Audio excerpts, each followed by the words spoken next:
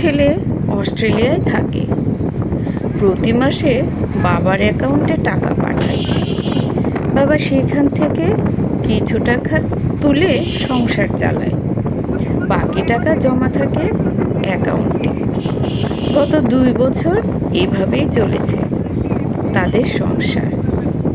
এর মধ্যে ছেলের পাঠানো টাকা জমা হতে থাকে, জমা হতে হতে 10 লাখে পরিণত হয়েছে। এবার ছেলে সে টাকা তার মায়ের নামে ফিক্সড ডিপোজিট করে রাখতে চায়। বাবাও তাতে খুশি।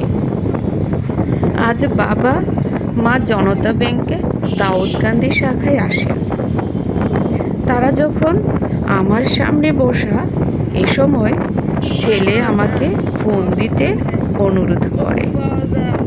আমি যেন পুরো 10 লাখ টাকা তার মায়ের হাতে কিছুক্ষণের জন্য তুলে দিই।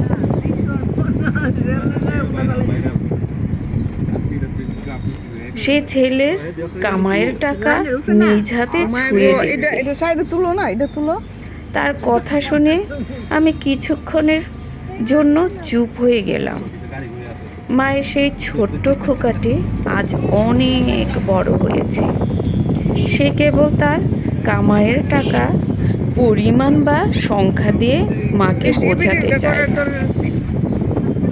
মায়ের চোখে দৃশ্যমান করতে চায়। দেখো মা, এই টাকা তোমার খোকা তোমার জন্য রোজগার করেছে। ছেলের কথাগুলো শুনছিলাম আর মনে মনে ভাবছিলাম ছোট্টবেলার বীর পুরুষ কবিতাটির কথা। মনে করো যেন বিদেশে ঘুরে মাকে নিয়ে যাচ্ছি অনেক দূরে।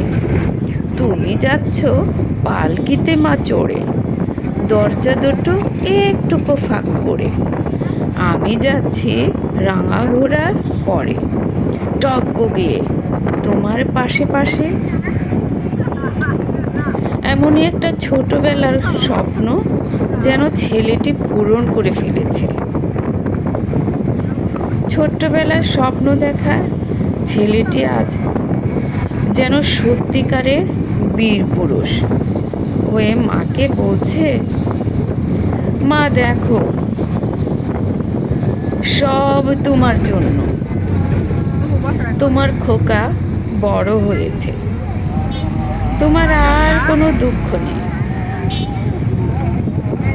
আমি চেয়ে চেয়ে দেখলাম, আনন্দে মায়ের চোখে